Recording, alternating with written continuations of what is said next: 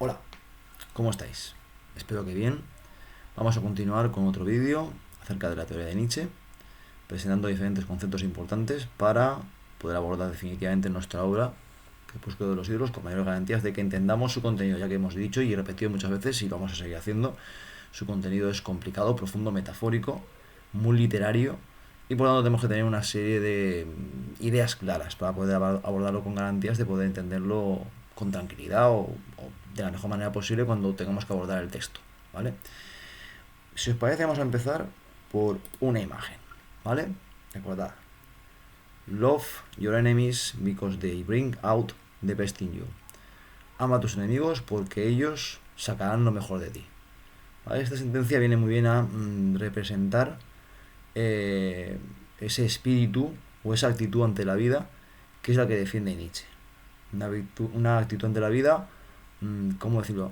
Activa, una actitud ascendente, poderosa, que no niega los peligros que tiene la vida. Hay que enfrentarse a tus enemigos, ya sean reales o imaginarios, o en tu cabeza, o de carne y hueso.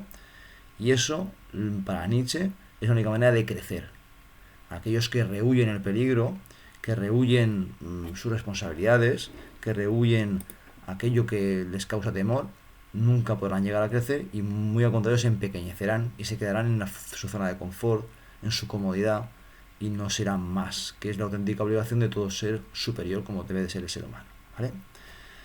Para entender el tema del resentimiento como uno de los síntomas principales de la decadencia de la cultura occidental, vamos a echar mano, como ya sabéis, de nuestros apuntes que venimos refiriéndonos de a ellos desde hace ya bastantes días, ¿no? Estos que tienen como portada la crítica de la cultura occidental en Nietzsche, ¿vale? Y vamos a ir a la página, si no recuerdo mal, es la página 16, ¿eh? Encontramos el punto dedicado a este concepto de resentimiento contra la vida, que, como podéis comprobar, depende de un punto anterior, que es el 4, que como decíamos es el tema de la decadencia de la cultura occidental. O sea que todo va un poco hilado, ¿eh? Decadencia de la cultura occidental, que Nietzsche, ese diagnóstico que extrae después de estudiar, pues digamos, esta cultura enferma que encuentra en su época y que, bueno, su principal síntoma sería esta decadencia, este resentimiento contra la vida y ese odio también hacia el devenir, que es lo que ocurre en la realidad en la que vivimos. Y que toda la metafísica occidental, toda la filosofía occidental, se ha encargado de negar, o de falsear, o de ningunear, y de convertir lo que para Nietzsche supuestamente es la auténtica realidad, que es este mundo lleno de cosas que acontecen, que cambian, el devenir, en algo que no tenga valor en pos de o a favor de un mundo donde todo siempre sea igual, donde todo sea lógico, donde todo encaje perfectamente, coherencia, y donde todo se pueda explicar racionalmente por un motivo u otro. Pero que el azar, el caos, el devenir sin ningún tipo de norma ni de ley que podamos llegar a entender ese devenir, se descartaría. Cuando para Nietzsche es la auténtica realidad. Es una realidad que no se puede llegar a controlar totalmente, ¿vale? Entonces, teniendo en cuenta un poquito esto, si os parece, podemos también, para tener un poquito más en cuenta esto del resentimiento que es, acudir a una definición de diccionario, ¿no? Por ejemplo, tenemos aquí una definición muy interesante. Lo amplío un poquito. A ver, ¿dónde está aquí más? Dice: sentimiento persistente de disgusto o enfado hacia alguien por considerarlo causante de cierta ofensa o daños sufridos y que se manifiesta en palabras o actos hostiles. O sea que el ser humano occidental para Nietzsche, en el fondo, tiene este enfado, este resentimiento, este disgusto, porque piensa que alguien lo ha ofendido y que sufre daños por culpa suya. ¿Y quién es ese alguien que le ha ofendido, que lo ha disgustado y que lo ha enfadado? No es otro que el mundo del devenir, el mundo donde todo cambia, un mundo que no puede controlar, que no puede ni siquiera llegar a entender en toda su totalidad. Ese mundo es el objeto del resentimiento del ser humano débil, que al final decide ningunearlo, darlo de lado y a favor de un mundo que él mismo se inventa y donde se encuentra mucho más seguro. Llamándole, por ejemplo, mundo de las ideas en el caso de Platón, cielo cristiano, mundo racional para los filósofos de la Ilustración, pensando que la razón podría explicar todo y ser la salvación para cualquier problema del ser humano. Y muy al contrario, Nietzsche piensa que en el fondo esa actitud de intentar inventar cosas que no tienen ningún tipo de realidad, como estos mundos que hemos comentado, no es más que una huida de cobardes, producto de ese resentimiento, de ese temor, de ese disgusto, de ese enfado por algo que no pueden controlar. ¿Vale? Muy bien. Os voy a mandar también un nuevo PDF que justamente se titula así: Resentimiento o de devenir, es el número 4, ¿vale? Y va a ser lo que yo voy a utilizar, aparte de la lectura que hay vosotros del punto 4.3 de esos apuntes de Nietzsche que hemos dicho antes. Va a ser los apuntes estos que os comentaba, 4, resentimiento o devenir, los que vamos a utilizar para explicar este concepto que es muy interesante y que nos va a llevar a muchas otras cosas importantes de la teoría de Nietzsche, ¿vale? Como podéis comprobar, también hay muchos textos, también tienen muchas preguntas, y que ya sabéis, yo siempre os invito a que en la medida de lo posible pues las intentéis contestar y hacérmelas llegar a mí las respuestas, y así de esa manera pues poder hacer un seguimiento acerca de vuestra comprensión de los diferentes conceptos que estamos trabajando en Nietzsche, de manera que cuando nos acerquemos al texto, que sea de aquí nada, la semana que viene, si no pasa nada, pues podamos estar más tranquilos acerca de si lo entendemos, no lo entendemos, qué dudas, qué problemas pueden surgir, etcétera, ¿vale? Entonces, ya os digo, vamos a este PDF que os voy a mandar, titulado Resentimiento o del devenir, y vamos a ir explicándolo, con ayuda de textos, con ayuda de teoría, un poquito de cuadros sinópticos, explicación. Con todo eso vamos a intentar componer este concepto de resentimiento que tiene que ver, como decíamos, con el tema de la decadencia, ese diagnóstico de decadencia de la cultura occidental que ve Nietzsche en el mundo en el que le toca vivir, ¿vale? Vamos a empezar, si os parece. Fijaros, el primero de los textos que vamos a trabajar es un texto que no proviene directamente del Ocaso de los Ídolos, ¿no?, sino de otra obra, que es además una obra, ¿cómo decirlo?, se llama Voluntad de Poder, y es una especie de compendio de diferentes fragmentos que la hermana de Nietzsche, sobre todo, y su cuñado, pues se intentaron hacer a partir de las últimas notas que encontraron cuando Nietzsche ya, pues el pobrecito, pues perdió un poco la cordura, fue internado en un psiquiátrico, y entonces estos dos señores, la hermana y el cuñado, pues se pusieron a ordenar un poquito la obra de Nietzsche y hicieron a partir de diferentes fragmentos un libro póstumo, ¿no?, que se llama La Voluntad de Poder, o En torno a la voluntad de poder, ¿vale? Es un libro bastante polémico porque Hitler sabemos que cogió algunos fragmentos absolutamente descontextualizados para uno de sus discursos. Y bueno, pues no es un libro que tenga una línea muy concreta, pero sí que tiene fragmentos muy interesantes que nosotros vamos a utilizar alguno para hablar de este resentimiento y otros conceptos que también hemos que también trabajaremos con la ayuda de este texto, que también es muy interesante de todas maneras, ¿eh? Vamos a ver, ¿qué dice en este trocito acerca del resentimiento, en esta obra acerca del resentimiento? ¿Qué fragmento hemos elegido? Pues fijaros, uno que dice así: los que se sienten cansados, o sufren, o tienen miedo, entienden por la felicidad suprema el inmovilismo, el reposo, algo muy afín al sueño profundo. Claro, esta gente que le da miedo todo, estos que siempre están temerosos de cualquier cosa, que sufren con cualquier cosita que les pueda afectar en lo más mínimo, que están cansados de la vida porque en el fondo vivir les agota esto de tener que estar decidiendo continuamente qué hacer, qué no hacer, etcétera. Para ellos, ¿qué sea la felicidad? Pues claro, el reposo, dormir, no hacer nada, son los pasotas, lo que yo paso. Esa sería la gente cuya felicidad suprema sería, pues eso, no hacer nada, ¿vale? ¿Qué más dice acerca de esto Nietzsche? La filosofía ha recogido en gran medida esa concepción. Es decir, la filosofía, en el fondo, lo que hace es ser el paraguas, el techo de gente como esta, cansada de vivir, que no le gusta la vida, que es lo más cercano a la felicidad para ellos es el inmovilismo, el reposo, el sueño. Seguimos. Igualmente, el miedo a lo incierto, a lo múltiple, a lo que se transforma, ha considerado la idea contraria: lo simple, lo idéntico, lo calculable, cierto y previsible. Es decir, que todos estos miedos de estos cansados de vivir, lo que hacen es justamente que valoren como mejor aquello que es contrario a la vida. Porque si la vida es algo incierto, algo múltiple, algo que está continuamente transformándose, ellos van a pensar que es mejor aquello que es simple, lo que siempre es igual, lo que se puede calcular, lo que se puede considerar siempre cierto y que no tiene que dar ningún tipo de duda, aquello que es previsible y que tú sabes perfectamente lo que va a pasar, ¿vale? Y sin embargo, otra categoría de hombres alabaría en cambio los estados opuestos. Para Nietzsche, evidentemente, estos hombres cansados y que se refugian en lo simple, idéntico al calculable, no son auténticos hombres superiores, sino que al contrario, son hombres decadentes. Los que sí que apreciasen lo incierto, lo múltiple, etcétera, serían realmente los auténticos hombres. y no estos otros que están cansados de vivir y que lo demuestran con su actitud y sus valoraciones.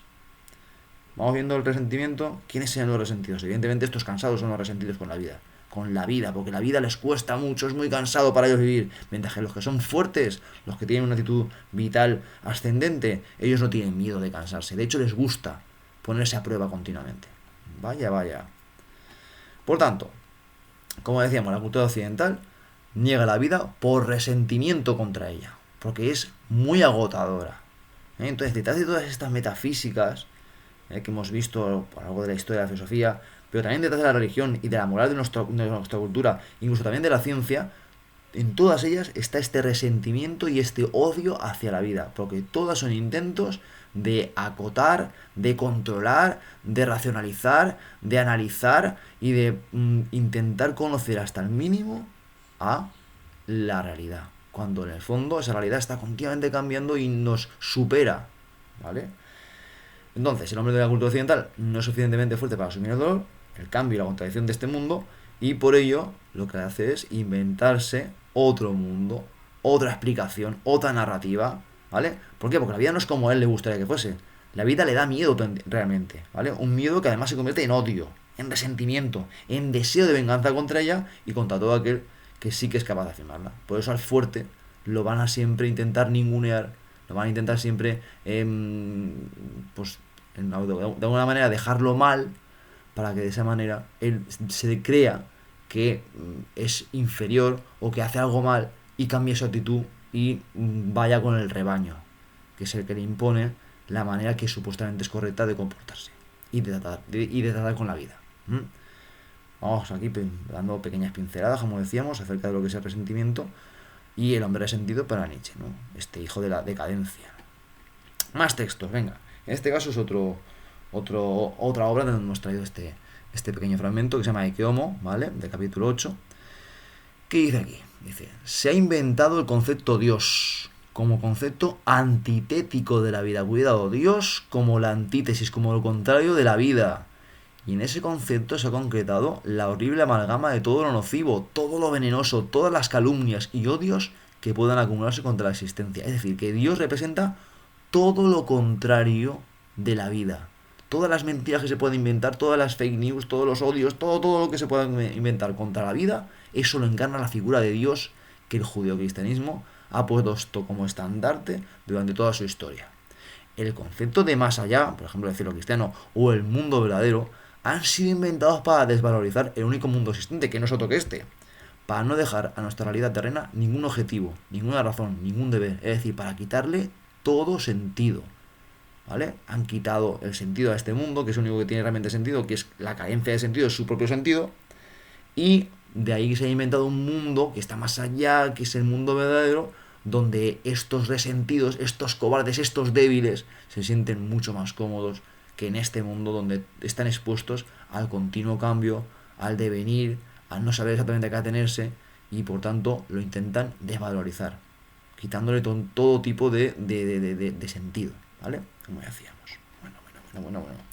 Entonces, sigamos un poquito más con la teoría. ¿En qué consiste esta venganza del hombre débil contra la vida? ¿Vale? ¿Qué consistirá? Pues justamente, como comentábamos, en quitarle valor, en desvalorizarla. ¿Y cómo se consigue esto? Bueno, 2 pasos, muy bien trazados además por la cultura occidental y por estos ideólogos de este resentimiento y de esta decadencia que fueron Sócrates y Platón como grandes representantes, pero que hay muchos más después, ¿no? Pues inventando algo que se opone a la vida. ¿Y ese algo qué será? Pues lo que justamente sería ese lugar al que el hombre débil le gustaría acudir, donde no habría ni cambio, ni sufrimiento, ni contradicción, todo sería lógico, todo encajaría perfectamente, todo sería verdadero, se podría llegar a conocer, sería estable y por lo tanto no habría dudas, ¿vale?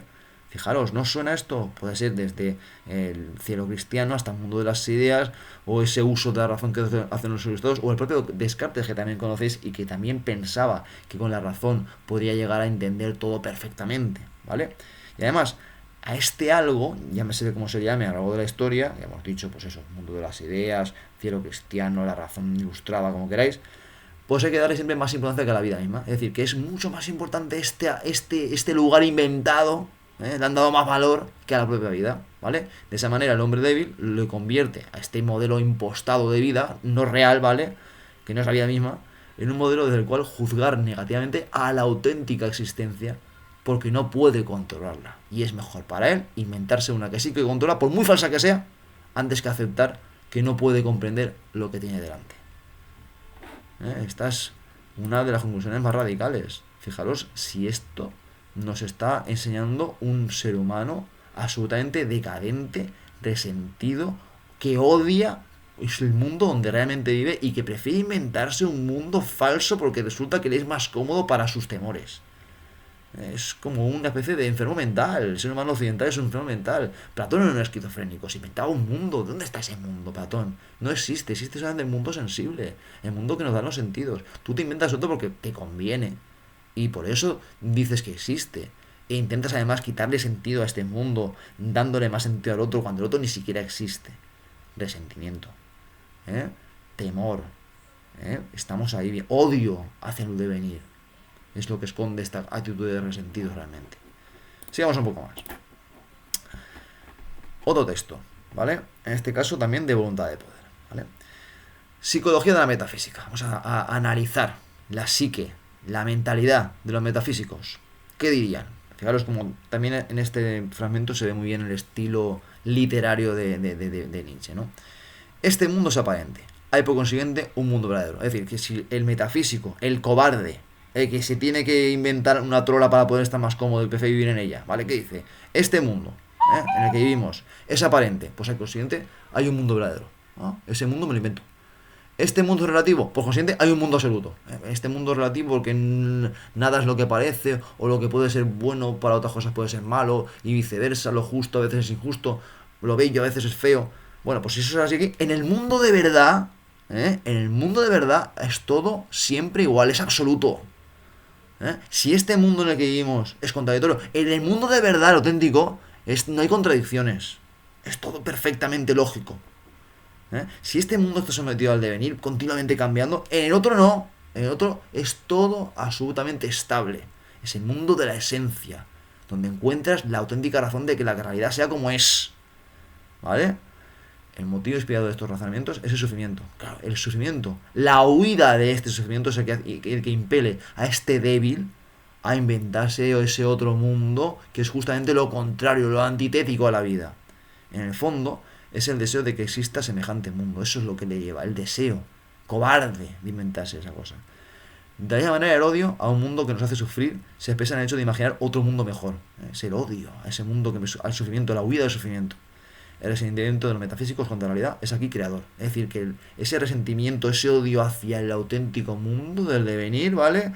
Al final lo que consigue es crear otro, falso, pero que quieren darle más valor y consiguen convencernos a lo largo de la historia de que realmente es el auténtico mundo. ¡Wow! Se te ponen los pelos de punta de solo pensarlo, ¿verdad que sí?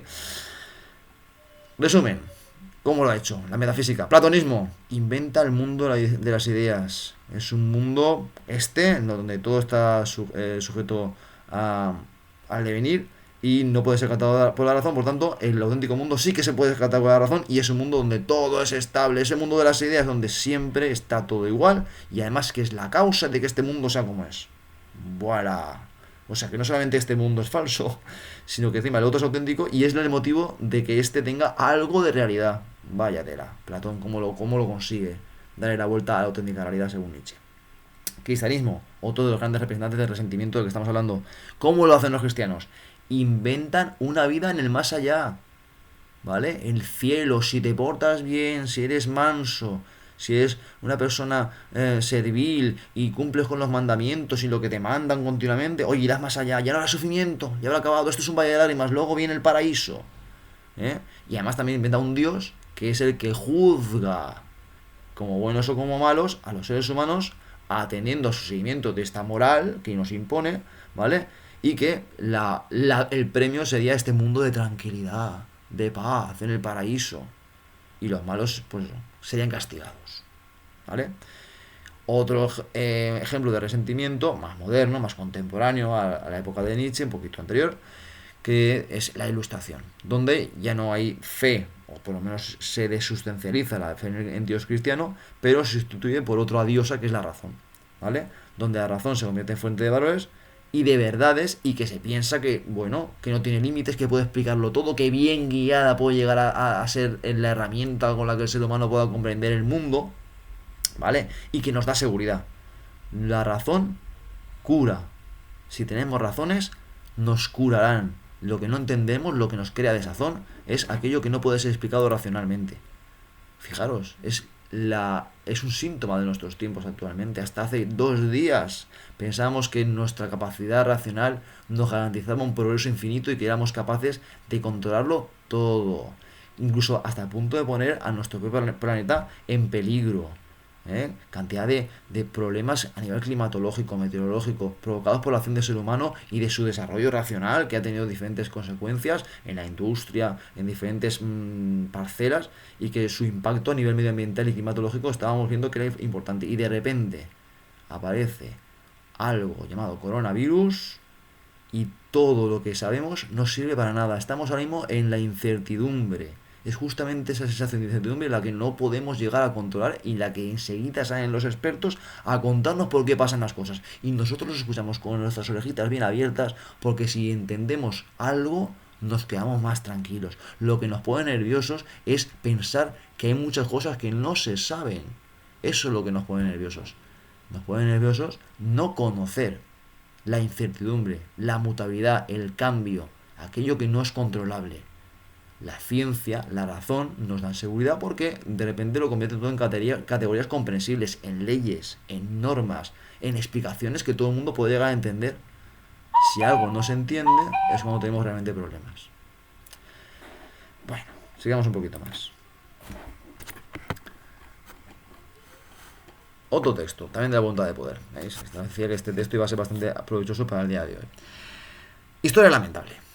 Una historia lamentable. ¿Cuál será? Ya podéis haceros una idea de por dónde van los lamentables, ¿no? El hombre busca un principio en cuyo nombre pueda despreciar al hombre. ¿Vale? Fijaros, ¿de qué hombres hablamos? Hablamos de un hombre valiente y otro hombre que es débil. Débil o valiente, ¿por qué? En cuanto a su actitud ante la vida. Aceptarla o no aceptarla. ¿Vale? El que busca un principio en cuyo nombre pueda despreciar al hombre, ¿quién será? Ese hombre que busca un principio en cuyo nombre pueda despreciar a otro hombre, inventa otro mundo para poder calumniar y embrutecer este mundo. Ya vais viendo por quién es ese hombre, ¿no? Que se busca un principio para despreciar al otro hombre y que inventa otro mundo. Es un hombre débil, es un hombre decadente, ¿vale? En realidad solo comprende la nada. Es un ser nihilista porque todo lo que piensa en el fondo no tiene nada, ¿eh? Y de esta nada hace un Dios. Es el nihilista es el que rinde culto a la nada, porque Dios en el fondo no existe para Nietzsche y en el fondo solo es una categoría inventada para justificar una especie de necesidad vital en creer que todo tiene sentido y que si pasa lo que pasa es gracias a Dios.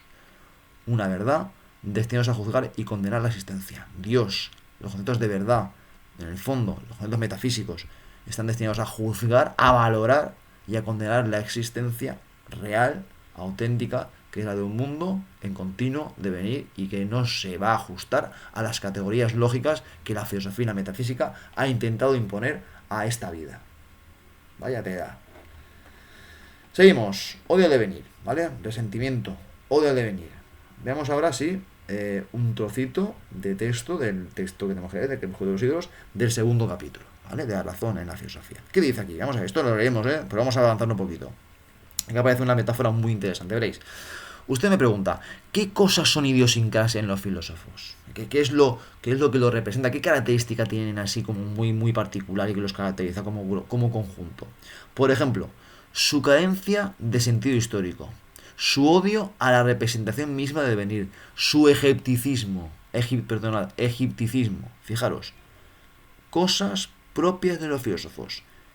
Carencia de sentido histórico, es decir, para ellos todo siempre tiene que ser igual. Lo de la historia que cambia continuamente, el tiempo modifica todo, el devenir, eso no les gusta. Carecen de sentido histórico. ¿Qué más les caracteriza? Su odio al devenir, al cambio. Claro, una cosa tiene que ver con la otra. No tienen sentido histórico del tiempo, odian el devenir, por tanto, ¿no? O al revés, odian el devenir precisamente por eso, porque carecen de sentido histórico. Y luego el egipticismo, claro, el egipticismo, los egipcios que hacían, ¿qué es la principal característica que todo el mundo conoce de los antiguos egipcios? Y lo sabéis, grandes monumentos, grandes monumentos de piedra que aún hoy se sostienen en condiciones más o menos aceptables, y dentro de esos edificios de las pirámides, que encontramos las momias, humanos que en su momento fueron humanos y de los cuales solo queda la carcasa. Los filósofos creen tributar un honor a una cosa cuando la deshistorizan, es decir, cuando le extraen la temporalidad, cuando la hacen una estatua, cuando consiguen una imagen fija de ellas. Ellos piensan que han conseguido lo que buscan, conocer ese algo. Cuando la tratan, suba a especie a eterni, desde la perspectiva de lo eterno, es decir, desde la perspectiva de que siempre es y ha sido así como yo lo tengo ahora. Cuando hacen de la realidad el que una momia. Las momias es lo que representa la manera de hacer de la metafísica y de la filosofía occidental. Han hecho momias conceptuales, todo lo han momificado, han quitado la sustancia, la vida, y se piensa que ese momento de ser momificado, muerto, es la auténtica realidad. Todo lo que los filósofos han venido manejando desde hace milenios eran momias conceptuales. De sus manos no salió vivo nada real. Es decir, cada vez que intentaban conocer algo, lo que hacían era matarlo, momificarlo, fosilizarlo, hacerlo algo fijo, y por tanto sin vida, porque las cosas que están vivas se mueven, cambian continuamente, mientras que ellos pretendían que cualquier concepto, cualquiera de las cosas que intentaban definir, fuera siempre como ellos planteaban. Ellos matan, ellos rellenan para disecar. Esos señores que rinden culto a los ídolos conceptuales cuando adoran, se vuelven mortalmente peligrosos para todo cuando adoran. Eran peligrosos porque en el fondo intentaban convencerte de que algo siempre es igual, y eso es mentira. Las cosas cambian continuamente. La muerte, el cambio, la edad, así como la procreación y el crecimiento, son para ellos objeciones. Son cosas que objetan la realidad que ellos buscan. Son problemas, son incluso refutaciones. Refutan ese mundo ideal, perfecto, que encaja, que es eterno, que siempre es igual, momificado. Lo que es no deviene, lo que deviene no es. ¿Vale? Eso es lo que dicen estos filósofos momia. Lo que es no deviene, lo que deviene no es. ¿No suena? Es Parménides. Es Parménides. Lo que no es, lo que es, no es. La vía de la opinión, la vía de la falsedad, la que no tenemos que elegir. En ese poema de Parménides, que ofrecía a la diosa dos vías: la vía de la verdad, donde todo lo que es y lo que no es, no es. O la vía de la opinión, que era la vía que elegían los poco ignorantes, los que se dejaban llegar por los sentidos, donde lo que es no deviene y lo que deviene no es. Fijaros, ¿vale? Lo que es siempre es igual, y lo que deviene no es en absoluto. Es una versión nueva del poema de Parménides, la vía de la verdad para los filósofos. Lo que es no deviene, siempre es igual. Lo que deviene no es, no existe lo que cambia. Es justamente al revés para Nietzsche. Lo que es lo que deviene, y lo que deviene es lo que es. ¿Vale? Bueno, un poquito más. Otro trocito de este mismo capítulo, ¿vale? Del segundo capítulo del capítulo de los siglos, un poquito más. Dice, ahora bien, todos ellos creen, incluso con desesperación, en el ente. Todos estos filósofos momia, todos estos filósofos que se dedican a modificar la realidad, a intentar fijarla de manera definitiva, cuando lo único que hacen en el fondo es desustancializar la vida, quitarle toda su vitalidad a las cosas, a los objetos, a los conceptos que intentan definir, ¿vale? Todos ellos creen en el ente, en la cosa, en la realidad, pero como no pueden apoderarse de él, de la realidad, buscan razones de por qué se les retiene, ¿vale? ¿Por qué no puedo acceder a la auténtica realidad? ¿Qué pasa? ¿Qué está pasando aquí? Yo quiero entenderla, pero en el fondo solo puedo conseguir tener fotografías de ella, momias conceptuales, de su momento particular de ese concepto. No puedo conocerlo en su amplitud, en toda su vida. Necesito matarlo para poder llegar a conocerlo. Es como aquel que quiere ver un rinoceronte, y para tenerlo siempre delante, como no puede tenerlo delante porque lo mataría a él, lo que hace es matar al rinoceronte y disecarlo y ponerlo en su salón. Lo momifica, lo diseca, ¿vale? Entonces estamos viendo hoy justamente lo que hacen estos seres filósofos momia decadentes. Entonces, ¿qué pasa? ¿Por qué no puedo apoderarme de la realidad? Tiene que haber una ilusión, un engaño en el hecho de que no apreciamos el ente. ¿Dónde se esconde el engaño? Lo tenemos, gritan muy felices. Es la sensibilidad, ya han encontrado el culpable. Ya saben quién es la culpable de que ellos no pueden acceder a la realidad tal y como es. Es la sensibilidad. Estos sentidos, que también en otras ocasiones son tan inmorales, sentidos, ya sabéis, lo que tiene que ver con las pasiones, también lo sentimental, ¿vale? Nos engañan acerca del mundo verdadero. Eso es lo que piensan estos filósofos muy. Moraleja, deshacerse del engaño de los sentidos, del devenir, de la historia, de la mentira. La historia no es más que fe en los sentidos, fe en la mentira. Eso es lo que dicen ellos. Conclusión a la que llegan. No puedo conocer la realidad porque mis sentidos no me pueden dar una información buena. Me engañan, ¿vale? Hay que deshacerse de ese engaño de los sentidos, del devenir. Eso es mentira todo. No puede ser. La auténtica realidad tiene que ser siempre igual, permanente, inmutable, eterna. ¿Os acordáis del mundo de las ideas? A esa es la auténtica realidad para estos filósofos momia, que en el fondo son falseadores. Porque en el fondo la realidad es la que nos muestran los sentidos, está llena de devenir y cambia continuamente todo. No hay mentira ahí, la mentira es la que se inventan ellos. La fe en la razón es la auténtica falseadora de la realidad. Bueno, ¿cómo está Nietzsche? Madre mía. Otro trocito más del Crepúsculo de los Siglos. Vamos a verlo en clase, de todas maneras. En clase, bueno, en otros vídeos. Pongo aparte, con alta consideración, fijaros, va a hacer una reflexión acerca de un filósofo que, oye, pues le cae bien. No todos los filósofos van a ser gente que ha hecho cosas mal, que ha intentado falsearnos, que ha intentado engañarnos porque eran unos cobardes, unos flojos, unos débiles vitalmente hablando. No, pues mira, hay uno que le cae está medio bien y todo a Nietzsche. El nombre de Heráclito. Mientras que el resto del pueblo de los filósofos rechazaba el testimonio de los sentidos por razones que hemos visto antes, porque mostraba multiplicidad y mutación, él rechazó su testimonio porque mostraban las cosas como si tuvieran permanencia y unidad. Vale, hay que hacer un poquito aquí de arqueología en vuestra memoria, ¿no? Pero recordad que Heráclito, al contrario que Parménides, él planteaba que la realidad estaba continuamente cambiando, ¿vale? Que nunca te bañaras dos veces en el mismo río, ese tipo de cosas, ¿os acordáis? Pues bien, entonces para él, el problema que tienen los sentidos, que también tienen un problema, es que yo cuando veo algo, parece que ese algo siempre sea igual. Parece que ese algo siempre sea igual. Y sin embargo él sabe que las cosas están continuamente cambiando. Entonces, ¿cómo es posible? Los sentidos, cuando yo veo un objeto, el que sea, en ese momento, esos sentidos me están dando una imagen que según Heráclito es falsa. Porque él sabe que las cosas, como los ríos, están continuamente cambiando. Sin embargo, los sentidos, en un momento dado, me dan una imagen permanente, estable de ese objeto. Por tanto, Heráclito entendía que la realidad está continuamente cambiando y acusaba a los sentidos por los motivos contrarios a toda la historia de la filosofía.